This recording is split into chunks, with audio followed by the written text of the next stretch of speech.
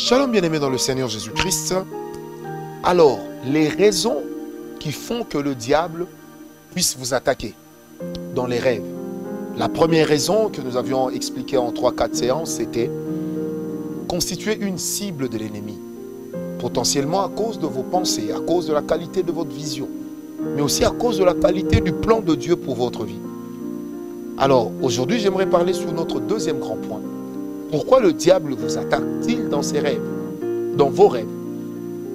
Le diable vous attaque aussi parmi les causes. C'est l'environnement délétère, l'environnement belliqueux spirituellement parlant, dans lequel vous vous retrouvez. Lorsque vous vous retrouvez dans un environnement spirituel qui est belliqueux, ça veut dire dans un environnement spirituel qui ne vous accepte pas, il y aura un problème.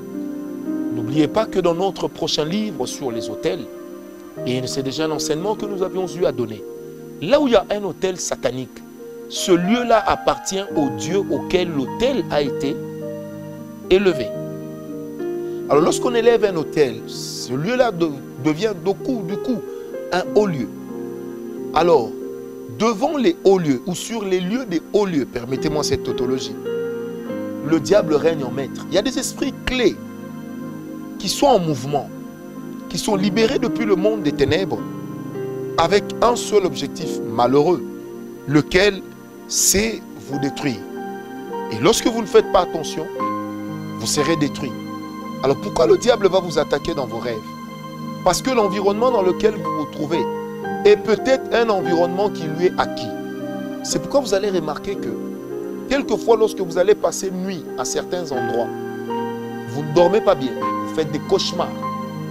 Mais malheureusement, vous ne ferez pas que des cauchemars, puisque les conséquences suivront. Et le diable est maître. Si aujourd'hui nous parlons des causes, l'on parlera aussi plus tard des conséquences, avant de parler en long et en large et dans les détails des sortes de rêves sataniques qui existent. Est-ce que quelqu'un me comprend? Alors, lorsqu'il y a des rêves sataniques, parce que simplement, vous dormez au cimetière, quel genre de rêve voulez-vous faire? Vous allez dormir dans une maison de tolérance, de prostitution. Mais vous rêverez que des femmes et des maris de nuit. Vous allez dormir dans une maison appartenant à un occultiste, là où il a placé ses autels. Et vous-même, spirituellement, vous n'êtes pas élevé.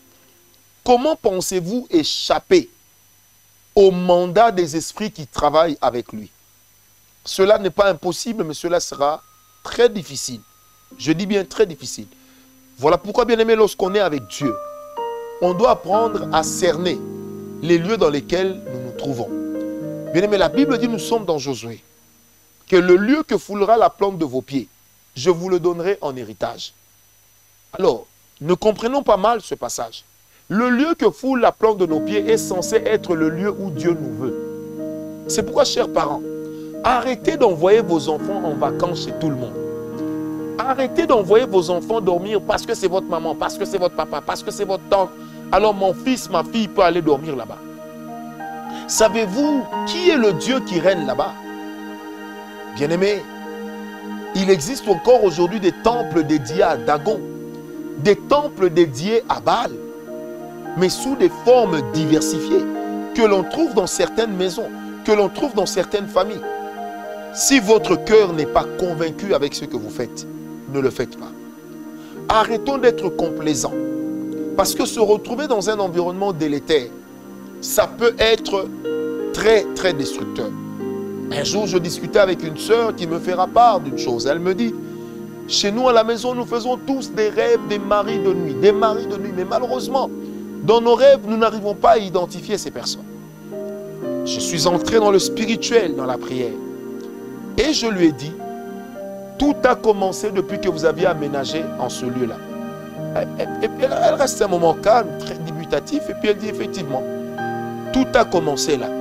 J'ai dit parce que simplement, le lieu là, c'est un lieu qui a été consacré à des idoles. Il y a un chef coutumier qu'on avait eu enterré là, ça fait des décennies. Et son esprit est devenu comme un esprit errant. Et les esprits qui viennent pour l'interroger se rencontrent dans votre parcelle.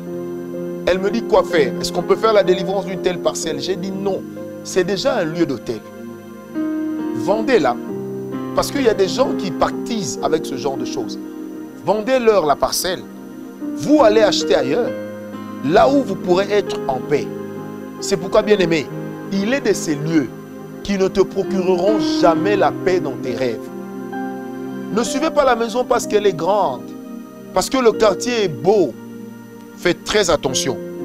Il y a des réalités qui sont tellement destructrices. Faites très attention. Parce que l'environnement impur peut aussi être sujet à des attaques spirituelles la nuit. Que Dieu vous bénisse et surtout que la grâce de Dieu vous révèle ce qui se passe là où vous habitez. Je demande cela à Dieu au nom de Jésus-Christ.